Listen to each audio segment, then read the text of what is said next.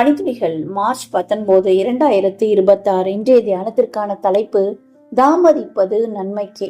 தியான வசனம் எரேமியா 29:11.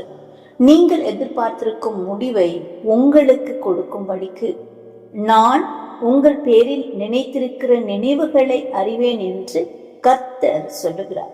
அவைகள் தீமைக்கல்ல, சமாதானத்துக்கு ஏதுவான நினைவுகளே. குளத்துல குடித்து கொண்டிருந்த ஒருவன் திடீரென தண்ணீரில் மூழ்கி கொண்டிருந்தான்.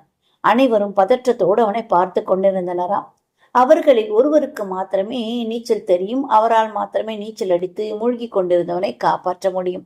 ஆனால் அவரும் அமைதியாக இருக்கிறார். தண்ணீர் மூழ்கியவன் ஒரு முறை, 2 முறை, 3ஆம் முறையாக மூழ்க ஆரம்பிக்கிறான். அப்பொழுது நீச்சல் தெரிந்த அந்த மனிதர் குளத்திற்குள் பாய்ந்து சென்று நீரில் மூழ்கினவனை தூக்கி எடுத்து வந்து சேர்த்தார். ஏன் அவ்வளவு நேரம் அமைதியாக இருந்துவிட்டு 3ஆம் முறையை மூழ்க ஆரம்பித்தவுடன் பாய்ந்து சென்று காப்பாற்றினார் தெரியுமா? பதிலை நீங்களே புரிந்து கொள்ளலாம். தண்ணீரில் மூழ்கினவனை உடனே நாம் காப்பாற்றினால், அதற்காக முயற்சி செய்தால், காப்பாற்றுபவனை மூழ்கி கொண்டிருக்கவன் கட்டிப்பிடித்து இருவரும் மூழ்க நேரிடும். மூழ்கினவன் தன் சொந்த பலனை எல்லாம் இழந்தால்தான் அவனை காப்பாற்றுவது எளிதாக இருக்குமா? போலவே நமது சில தேவைகளிலும் தேவன் உதவி செய்ய கடைசி மணித்துளி வரை பொறுத்திருப்பதுண்டு. வேதத்துல நாம் பார்ப்போம் என்றால், சாரிபாத் விதையின் வாழ்விலும் கடைசி வேளையில இதே மாதிரியான ஒரு அற்புதம் நிகழ்ந்தது. கடும் பஞ்ச வேளையில அவளிடமிருந்து எல்லா பொருட்களும் தீர்ந்து விட்டது. கடைசியாக பானையை வழித்தெடுத்தால் ஒரு படி மாவும் ஒரு கரண்டி எண்ணெயும் தீரும். அதுல அடை செய்து சாப்பிட்டு விட்டு உயிரை விடலாம் என்று எண்ணிக்கொண்டிருந்தார். அந்த கடைசி கட்டத்துல ஆண்டவர் எலியாவை அவளிடத்தில் அனுப்புகிறார்.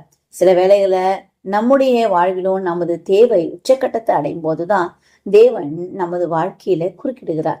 காரணம் என்ன?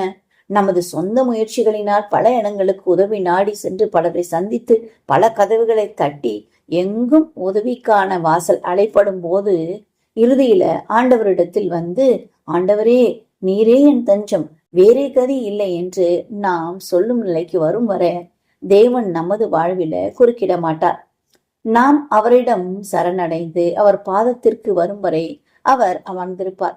சில நேரங்களே நாம் முன்னதாக சென்றிருந்தாலும் காலம் வரும்போது தேவன் எல்லாவற்றையும் செய்வார். நம்முடைய ஜெபங்களுக்கு தேவன் பதில்களை தாமதப்படுத்தினால் அது வெறுப்பாக இருக்கலாம், அல்லது நாம் மனம் தளர்ந்து போகலாம்.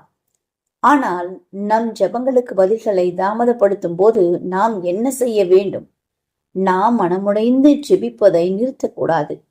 தாமதங்களின் போது நாம் தொடர்ந்து ஜெபிப்பதையே தேவன் விரும்புகிறார். எனவே ஸ்தோத்திரத்தோடு கூடிய நம்முடைய விண்ணப்பத்தை பரலோகத்திற்கு ஏறெடுத்து கொண்டே இருப்போம்.